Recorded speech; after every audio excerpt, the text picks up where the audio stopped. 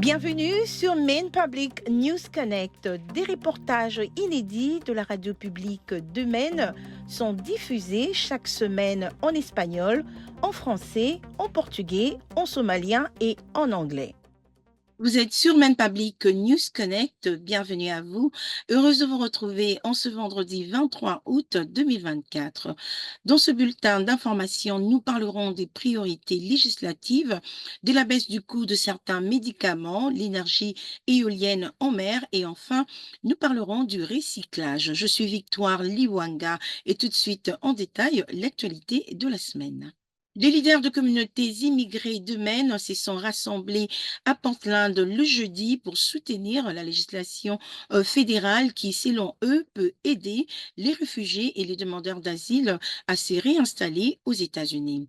La loi sur l'ajustement afghan offrirait un statut de résident permanent à certains immigrants qui ont soutenu la mission américaine en Afghanistan. Mais le projet de loi est encore bloqué au Congrès depuis qu'il a été présenté en juillet de l'année dernière.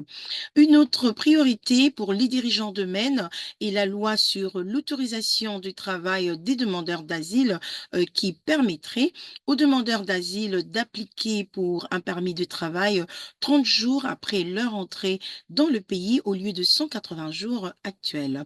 Signalant que ce projet de loi bénéficie du soutien de la délégation de Maine au Congrès, mais il est également bloqué au Congrès. Le sénateur américain Angus King affirme que certains habitants de Maine bénéficiant de l'assurance maladie de l'État verront des réductions de prix sur 10 médicaments couramment prescrits. Ces réductions qui prendront effet en 2026 sont les résultats d'une disposition de la loi sur la réduction de l'inflation qui permet à Medicare de négocier des réductions sur certains médicaments.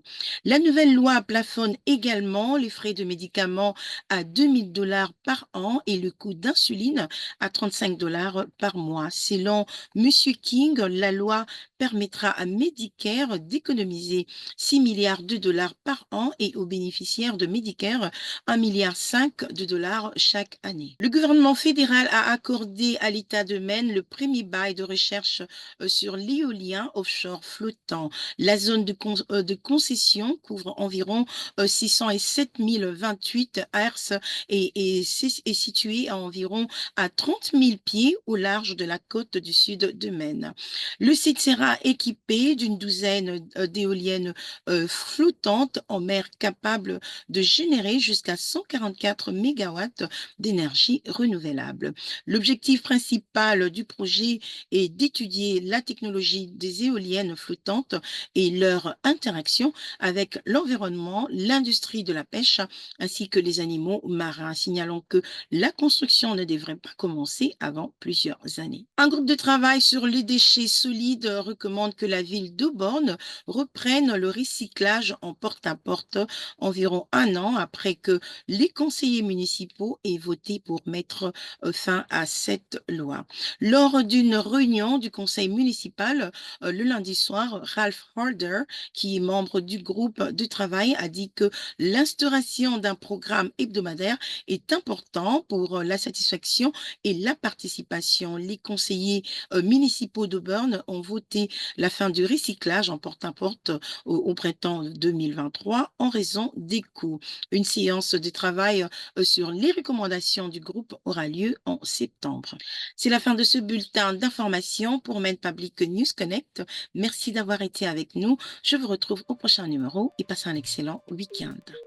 Merci à nos excellents partenaires communautaires pour leur soutien et leur contribution à ce programme. Maine Public News Connect a été rendu possible grâce à Seaport Credit Union, Hannaford Supermarket, IDEX, Maine Housing, Coastal Enterprises, Cover ME, Sam L. Cohen Foundation, COU et Patricia Ewan, Maine Health Access Foundation et Maine Department of Health and Human Services. Maine Public News Connect est rendu possible par COU et Patricia Ewan qui se sont engagés à combler les différences culturelles au sein de nos communautés. Seaport Credit Union, engagée dans le bien-être financier des habitants de Maine depuis 1931. Présente à Augusta, Scarborough, Portland et bientôt à Lewiston. Pour en savoir plus, consultez les sites internet seaportcu.org. Hannaford Supermarket, qui célèbre la diversité de ses employés, de ses clients et de ses communautés et s'engage à favoriser un environnement accueillant. Ensemble, ils sont plus grands que des produits d'épicerie. Et pour en savoir plus, rendez-vous sur le site internet www.hannaford.com. Chez Maine Housing, on sait qu'un logement abordable est essentiel. Le programme First Generation donne aux habitants de Maine la possibilité d'être les premiers de leur famille à posséder un logement. L'accession à la propriété est possible. Et pour en savoir plus, consultez les sites internet mainhousing.org. Si vous avez perdu votre assurance maladie ou si vous avez eu un événement majeur dans votre vie, vous pouvez trouver un plan qui vous convient et une aide financière pour le payer sur le site internet coverme.gov. Les choses changent avec MaineCare. Restez connectés pour rester couverts. Mettez à jour vos informations dès aujourd'hui sur le site internet mymainconnection.gov.